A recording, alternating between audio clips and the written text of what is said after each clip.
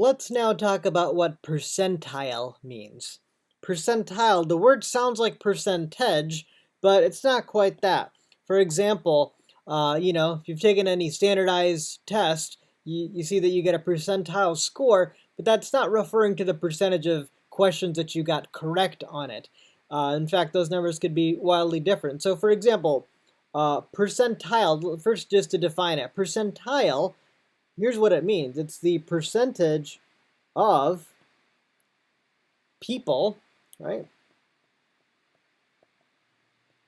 Your value is higher than, or your value is above, right? So what this means is of all the test takers, for example, if there's, let's say 500,000 test takers, and your score is above, 90% of them, then you're at the 90th percentile. This has nothing to do inherently with tests and test scores. Let's talk about the percentile for age. This is saying what percentage of all people is your age above. If your age, if you're, let's say, 4 years old, and you're older than like only 5% of the population, then basically you're at the 5th percentile of age. If you're 60 years old, and let's say you're older than, say, 70% of the people, well, then you're at the 70th percentile for age.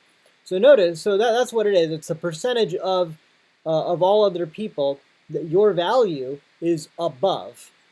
So notice with exams, you could often therefore have like very almost like almost like conflicting things. For example, let's say there's only 4 people in a classroom. So if there's only 4 people, and let's say that 3 people scored a 0, and you scored, like, let's say 1 point out of 100 points, technically you, as this person, got, you got 1% on the exam, but percentile-wise, your score is above 3 out of 4 people in this world. So you're above 75% of the people, so you're at the 75th percentile. And this sort of just illustrates something, that it is physically impossible to be at the 100th percentile. If somebody ever says that they're at the 100th percentile, they've made an error, because no matter what, your value can't be above yourself. You're going to be tied with yourself. You're not going to be above yourself. So since you're a part of the people, the population, you can't ever be more than 100% of the people. Even if, you're above everybody else, you're still like above 99.9 whatever percent of the population. That's why on standardized exams, if you get a perfect score, you got 100 percentage points on the exam, but you're still probably at the 99th percentile or something, because you didn't beat 1%-ish of the people, including yourself. Everyone else who got a perfect score, you didn't beat them. You're not above them. Similarly, if you, let's say you got 98% on an exam, but like everyone else in the class got 100 on the exam, well then technically your percentage points wise, you got 98% on the exam, but percentile wise, you're literally at the 0th percentile, because you've literally scored above nobody, not even yourself, obviously. But so there's not a single other person that your score of 98 is above, so you're at the 0th percentile. So it's possible to be at the 0th percentile, it's just not possible to be at the 100th percentile. So what's the point of talking about percentiles? Well, one main use is in what's called a 5-number summary. A 5-number summary. So the 5-number summary for any variable, so like let's say, again, common variables to use are income, age, things like that. So let's say you're looking at the 5-number summary for income. So the 5 numbers, well, in general, the 5 numbers are the min, the 25th percentile, the median, the 75th percentile,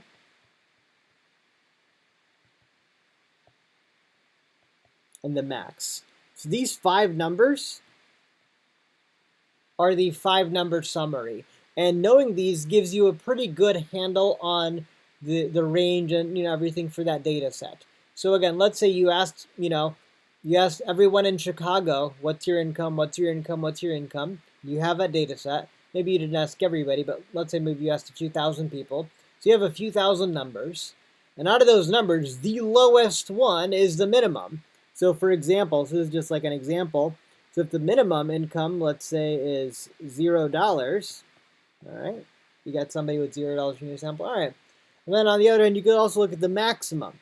The person who's, has the highest income, let's say their income is 18 million, all right, okay. So that's your maximum.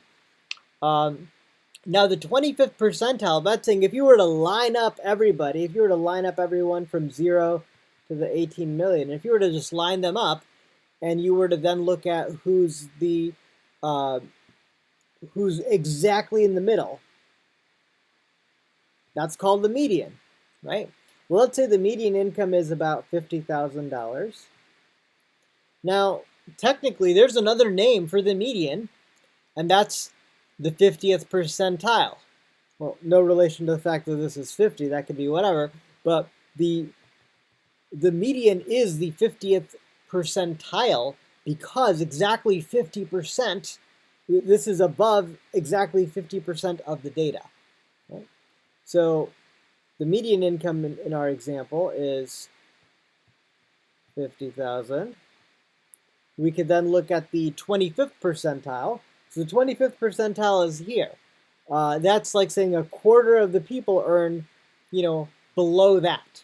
So you're above 25% of the other incomes. So let's say you're making 30,000, and that makes you as a 25th percentile. And similarly, let's say this number is the 75th percentile. 75th, 25th, and 50th, right? And let's say that's 100,000. Right? So again, what this means is that, that in Chicago, if these made-up numbers are true, that essentially $30,000, anyone who earns $30,000 earns more than 25% of the people. Or in other words, actually, a quarter of Chicagoans earn less than 30 grand a year. And if the 75th percentile is 100,000, there's two ways to think about that. You can either think about it as a quarter of Chicagoans earn more than 100K a year, or that 75% of Chicagoans earn less than 100K a year. You mean the same thing. Yeah, and so now out of this, so this is the 5-number summary. And so again, just having it gives you a good sense of the data set. One thing here, notice, is one measure of spread here is called the IQR, Interquartile Range. By the way, since these are basically splitting it into 4 different ranges, right? Like 1, 2, 3, 4, the 4 sort of quarters of income or whatever variable you're measuring. These are called quartiles. And so interquartile range is literally the 75th percentile observation minus the 25th percentile observation. So notice, if they're pretty close to each other, that's giving you a sense that most people are not that far off from each other and from the median. So the larger that is, that's sort of indicating that the numbers are more spread out. So in this case, we'd say that the IQR is, let's see, 100K minus 30K, so the IQR is 70,000. But yeah, so that's the 5-number summary.